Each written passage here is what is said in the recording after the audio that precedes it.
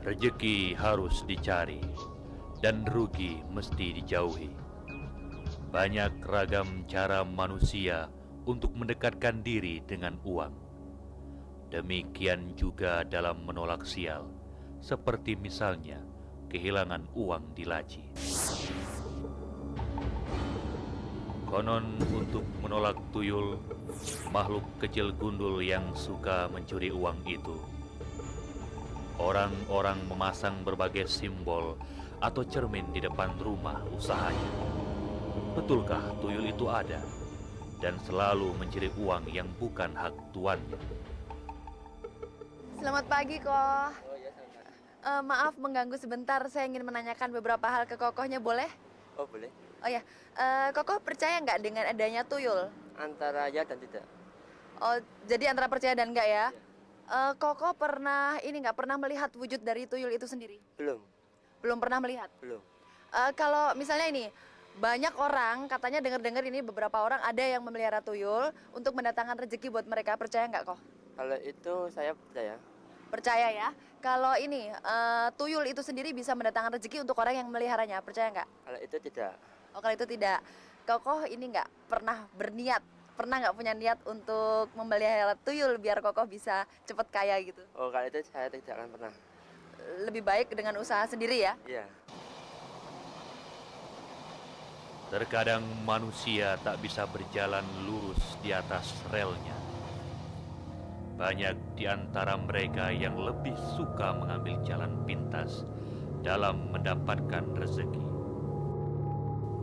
Tak bisa dipungkiri, ada sebagian orang yang mencoba mencari peruntungan melalui jalan gaib. Salah satu di antara mereka, misalnya dengan cara memelihara tuyul.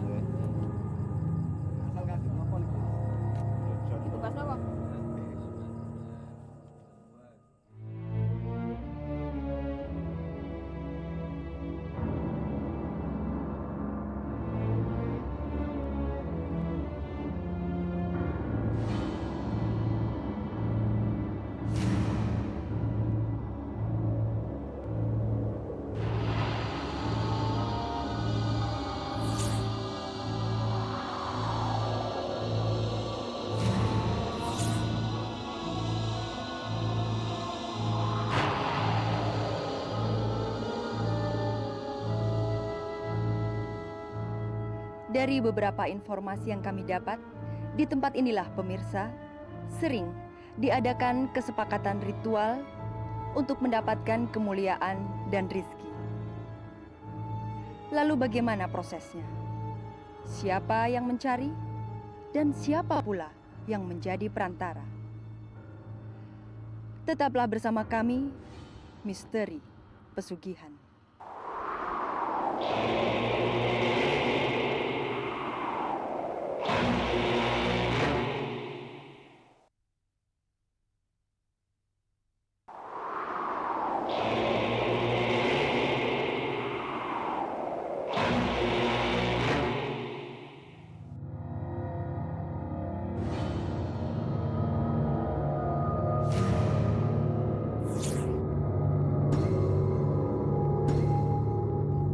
Apa betul sih Bapak bisa membantu orang-orang yang berusaha untuk mencari kemuliaan atau rizki dengan cara memelihara tuyul? Gini Mbak, saya juga dikatakan bisa-bisa, dikatakan tidak-tidak. Soalnya itu misalnya saya ambil tuyul sendiri, saya kasihkan Mbak, mungkin Mbak nggak percaya. Ya, misalnya Mbak itu kalau memang betul-betul minta, harusnya Mbak itu puasa. Tapi itu puasa itu seperti belinya tuyul itu puasa. Lalu siapa saja sih Pak yang biasanya meminta tolong Bapak untuk bisa mendapatkan kemuliaan atau rizki dengan cara memelihara tuyul ini? Ya, saya tidak bisa menyebutkan nanti karena apa ya bikin malu ya, itu termasuk rahasia. Tempat ini bisa ditempuh sekitar 1 jam perjalanan dari pusat kota Yogyakarta. Sebuah tempat di pinggiran pantai selatan yang penuh misteri.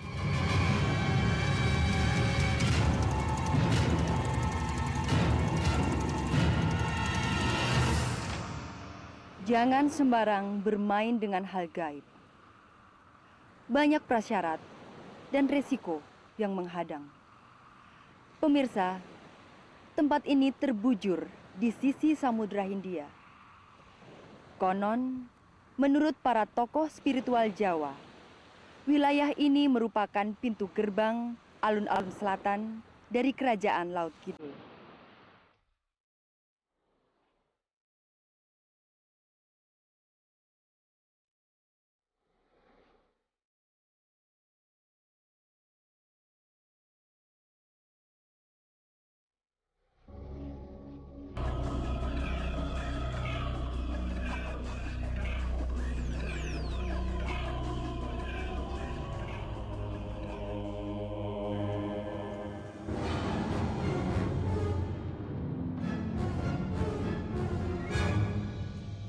Beberapa hari kita menunggu dan menunggu untuk kejelasan pelacakan ini. Mencari tuyul ternyata bukanlah pekerjaan yang mudah. Baiklah pemirsa, kami akan mengajak Anda untuk mengikuti kelanjutan dari misteri pesugihan berikut ini. Kersa panjenengan rawuh wonten pundi? Kados menawi. Ngoten, kawula niku kok nyambut damel saben dinten nek mboten wonten hasil. Lajeng kawula badhe ndek tulung kalih simbah. Maringaken putra ingkang saged maringi hasil. Oh, ngaten. Neng menika sampun dipun pikir sak dereng kanthi sampun. Dene sampean badhe nyuwun hasil pinten dintenipun? Nggih, sak cukupipun, Mas. Lah menika ngaten dados nggih sak cekapipun kantun terserah jenengan. Amargi panjenengan menawi badhe ngaturaken pitukon 700.000. Mangke hasil sedinten menika panjenengan 100.000. Ning nek jenengan ngaturi 1 juta nggih panjenengan hasilipun 1 juta. Nah menika monggo anggenipun dinersakaken. Bisa kawula ngaturaken. Oh nggih. Nggih menika kula tampi pitukon panjenengan. Dados samangke hasil panjenengan menika menapa ingkang dipun aturaken saking panjenengan menika kathah. Nah dene samangke menika wonten srana-srana ingkang kagem pelaksanakaken menika. Napa kinten-kinten samangke panjenengan waget rawuh mriki malih menawi kula nyuwun malam Selasa kliwon menika saged rawuh mriki malih pelaksanakaken menika. Allah saged, Mbak.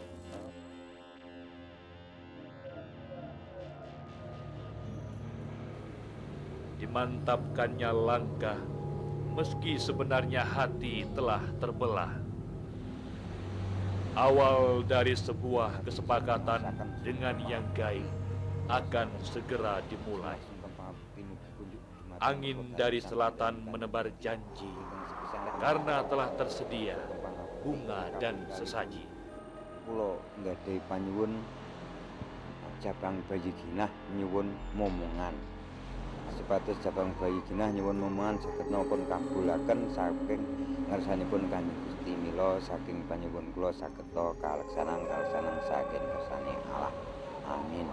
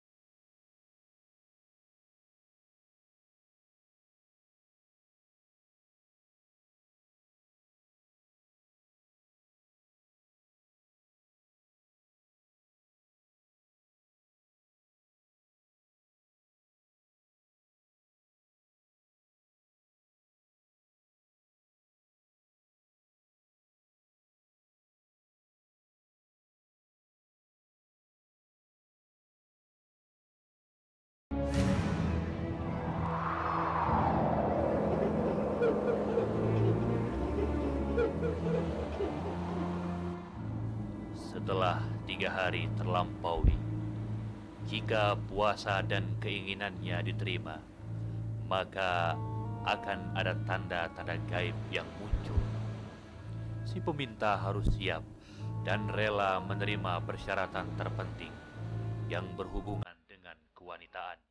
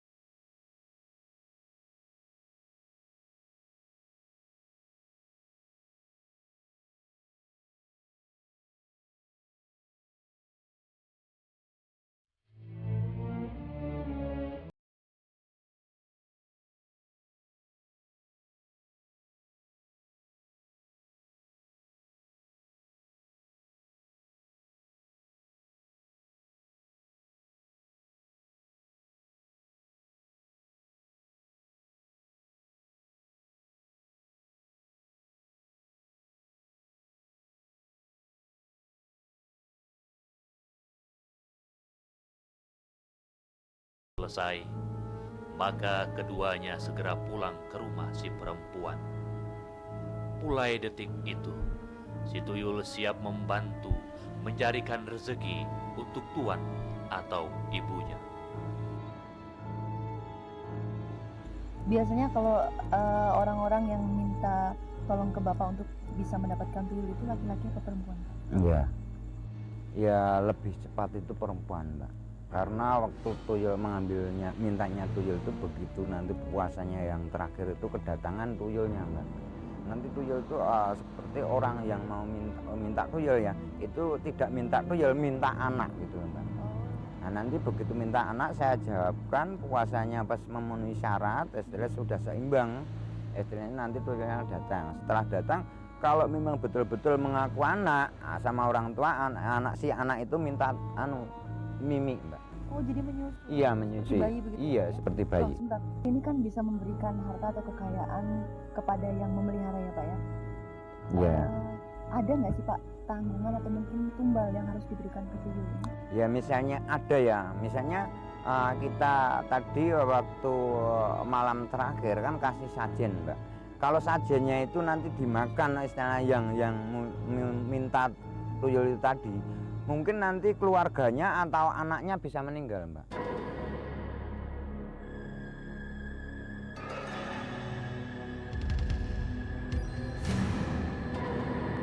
Satu syarat yang tak bisa ditolak adalah ia harus siap untuk memberikan air susu kepada si tuyul. Tuyul tak beda dengan anaknya sendiri. Ini harus dilakukan sepanjang si tuyul inginkan.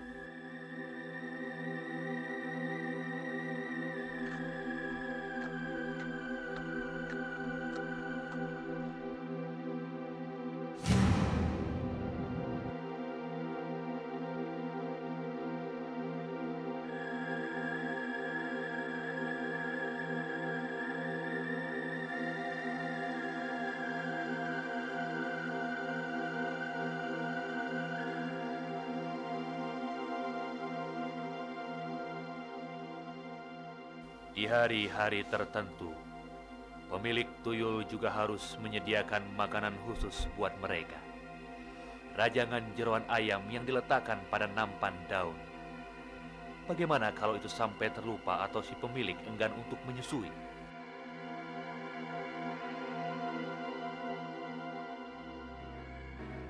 Nah, kalau telat ngasih makan, nanti akhirnya tuyulnya kan emosi, Mbak, terlalu lapar.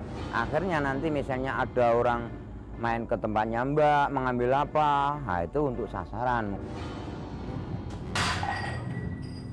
Ada apa? Ada apa? Ditabrak anak kecil. Iya, ada tuyul, ada tuyul. Aku dilamar yang besar. Sial, anuku diremetnya. Iya, dia pasti lari ke tempat Gina. Ada tuyul. Ayo kita.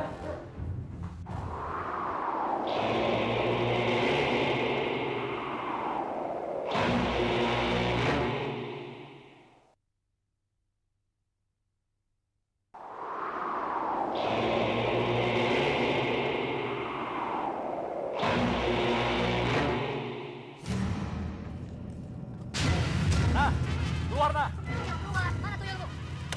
Gina, ah, keluar nah. Ah, ayo keluar. Ah, ah, Gina, mana tuyul keluar nah? Ah, ah, mana tuyulmu nah? Gina, keluar nah. Gina.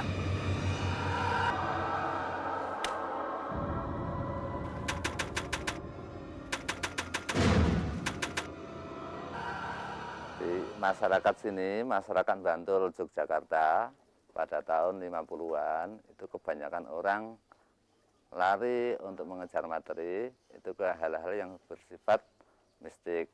Sifat mistik ini mereka lari atau bersahabat dengan macam tuyul, macam perewangan. Karena yaitu sekali lagi akan membawa dirinya menjadi kaya. Tetapi justru bukti lain. Mereka malah justru menjadi miskin, menjadi tidak kaya, menjadi sengsara. Oleh karena sono untuk ke arah sana itu banyak menyedot materi mereka. Nah, karena itu persepsi saya mengenai hal yang demikian ini, karena ketidaktahuan mereka sehingga jalan keluarnya tidak didapat, sehingga lari ke arah hal-hal yang demikian. Saran saya, ya mari kita kembali kepada Allah saja. Kita cari jalan kepada Allah yang benar, sehingga tujuan kita untuk mendapat hal-hal yang sifatnya materi seperti itu akan kita dapat. Insya Allah kalau kita kembali kepada Allah, kita pun akan hati tenang, materi didapat, dan kita mendapat ridho dari Allah. Di akhirat kita akan selamat. Apalah daya, saat penyimpangan telah terbongkar, kan kemana lagi wajah ini kita sembunyikan? Inilah konsekuensi yang harus dihadapi pada seseorang yang memelihara pesugihan. Ini pasti terjadi, dan ini belumlah seberapa jika dibandingkan dengan pertanggungan lain saat dia di akhirat kelak.